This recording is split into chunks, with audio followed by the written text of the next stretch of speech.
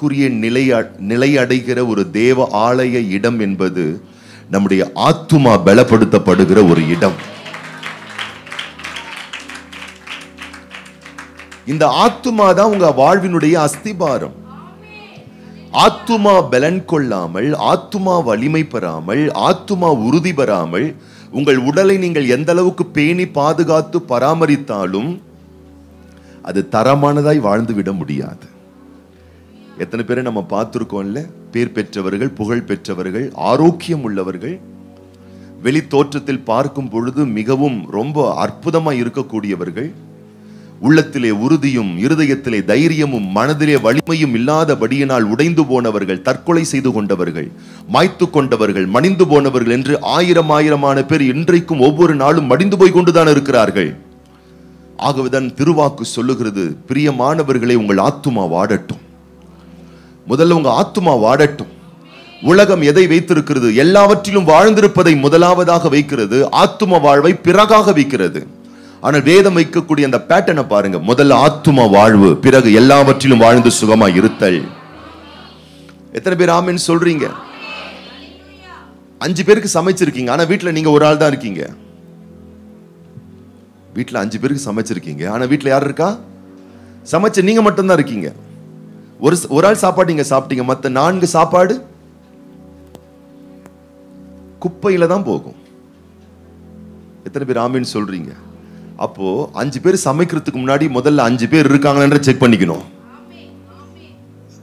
அப்போ இந்த சரீர வாழ்க்கை வளம் பெற வேண்டுமே ஆனால் ஆத்தும வாழ்க்கை பெட்டரா இருக்கா அதை கொஞ்சம் செக் பண்ணிக்கணும். அப்ப இது நல்ல ஒரு உறுதி தன்மையில் இருக்குமே ஆனால் நான் சொல்லுகிறேன், தேவ உறவில் வலிமை பெறுவீர்கள். இந்த வலிமையான அர்ப்பணிக்கப்பட்ட ஒரு வாழ்க்கை நிலைதான் உங்க வாழ்க்கையில பெரிய ஆசீர்வாதத்தை கொடுக்கும். ஏன்னா நீங்கள் இந்த உலகத்தில் பிறந்தது தற்செயல் அல்ல. இந்த காலகட்டத்திலே நீங்களும் நானும் வாழ்ந்து கொண்டிருப்பது தற்செயல் அல்ல. சகலமும் நியமிக்கப்பட்ட ஒன்று, ஏற்படுத்தப்பட்ட ஒன்று, தீர்மானிக்கப்பட்ட ஒன்று. நீங்க இன்னைக்கு இந்த சர்ச்சுக்கு வந்திருக்கீங்க, அமர்ந்திருக்கிறீங்க, வார்த்தையை கேட்கிறீங்க, நான் இந்த ஆலயத்துல பேசிட்டு இருக்கேன் அப்படின்பது நீங்களும் நானும் ஒரு நாளும் எதிர்பார்க்காத ஒரு விஷயம். ஆனால் நீங்களும் நானும் பிறப்பதற்கு முன்பதாகவே பெயரிடப்பட்டிருக்கிறோம், தீர்மானிக்கப்பட்டிருக்கிறோம், முன்குறிக்கப்பட்டிருக்கிறோம். இது தேவ தீர்மானம். அன்பானவர்களே, வேத வாக்கியம் சொல்லுகிறது, வேகமாய் வாசிங்கள். பிரசங்கியின் புஸ்தகம் 3ஆம் அதிகாரம் 11ஆம் வசனம். பிரசங்கி 3:11 வாசிங்க பார்க்கலாம்.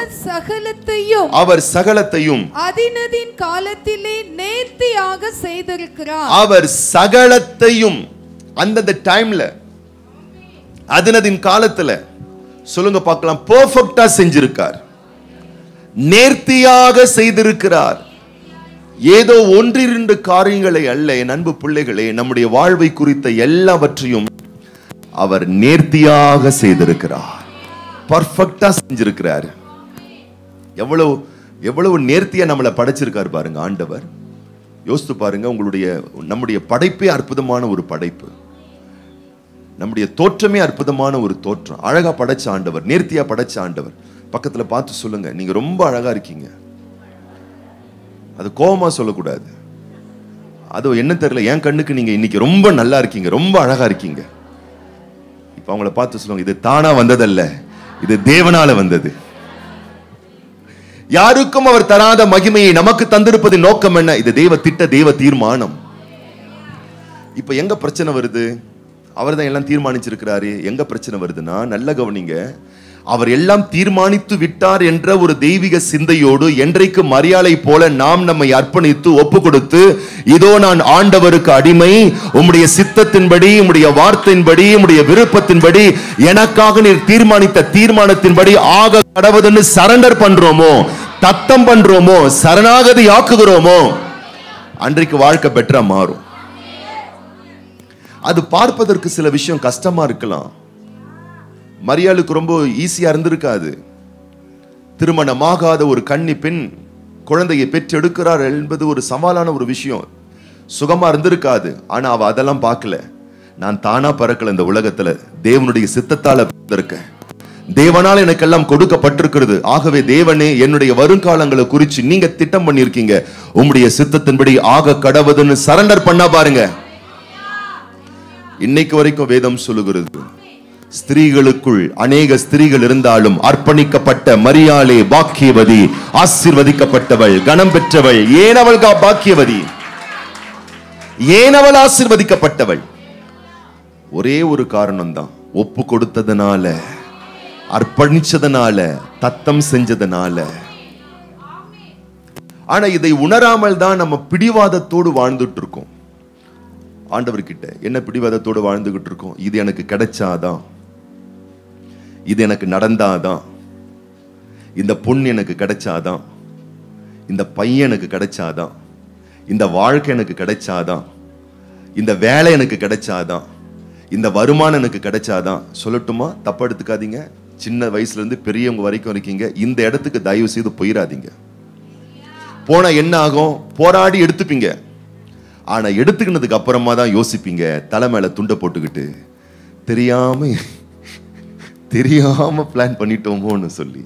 ஆனா நான் சொல்லட்டுமா, நீங்கள் கற்பனை பண்ணக்கூடாத அளவுக்கு, நீங்கள் எதிர்பார்த்து விடாத அளவுக்கு உங்களுக்கு ஏற்ற வாழ்க்கை துணைய, உங்கள் வாழ்க்கைக்கு வேண்டிய வேலைய, வருமானத்தை, குடும்ப பொருளாதாரத்தை, பிள்ளை செல்வங்களை எல்லாவற்றையும் தேவன் அழகாய் ஏற்படுத்தி வைத்திருக்கிறார்.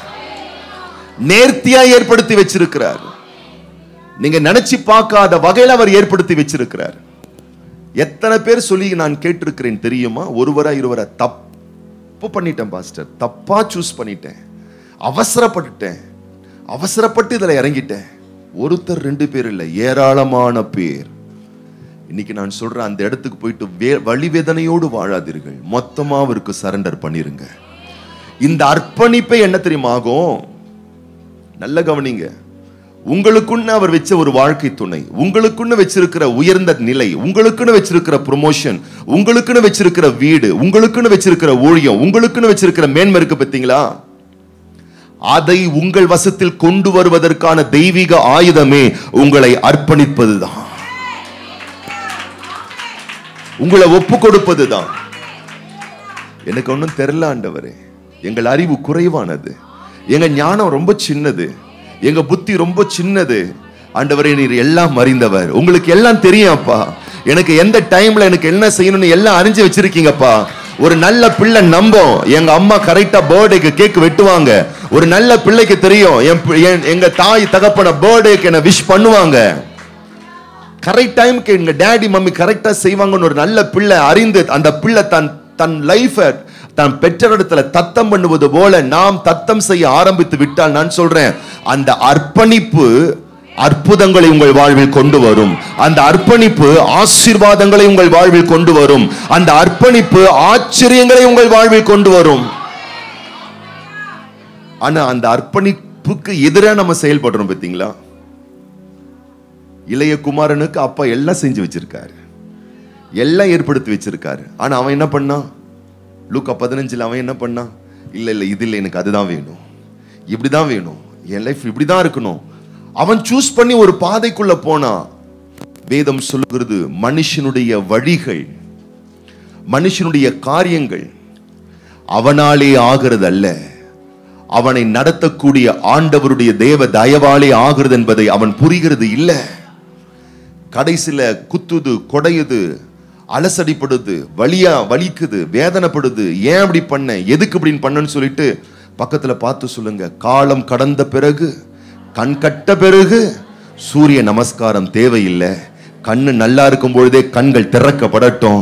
எனக்கு ஒன்னும் தெரியல ஆண்டவர், என் வாழ்க்கை பத்தி எனக்கு ஒன்னும் புரியல, ஆனா என் வாழ்க்கையை புரிஞ்சவர் நீரா இருக்கிறீரு, என் காரியத்தை அறிஞ்சவர் நீரா இருக்கிறீரு, என் வாழ்க்கை துணையை கொடுப்பதற்கு நீர் போதுமானவரா இருக்கிறீரு, என் எதிர்காலத்தை வளப்பமா மாத்துறதுக்கு நீர் நல்லவரா இருக்கிறீரு. நான் தத்தம் பண்றேன், நான் சரண்டர் பண்றேன், நான் அர்ப்பணிக்கிறேன், நான் ஒப்பு கொடுக்கிறேன், நான் மொத்தமா தரேன் என்ற ஒரு தெய்வீக அர்ப்பணிப்பு என் அன்பு பிள்ளையே வாழ்க்கை நிரந்தர மகிமை உள்ளதாய் மாற்றும், நிரந்தர சந்தோஷம் உள்ளதாய் மாற்றும், நிரந்தர மேன்மை உள்ளதாய் மாற்றும்.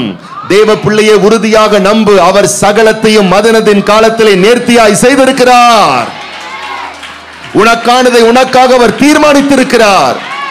எங்கெல்லாம் நாம் சுயமாய் தீர்மானித்தோமோ அங்கேதான் நமக்கு தோல்விகள் வந்தது.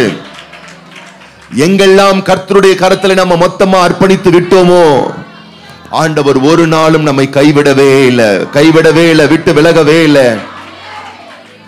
எத்தனை பேர் சொல்ல போறோம், ஆண்டவரே உம்முடைய சித்தம் என் வாழ்வில் நிறைவேறுவதாக.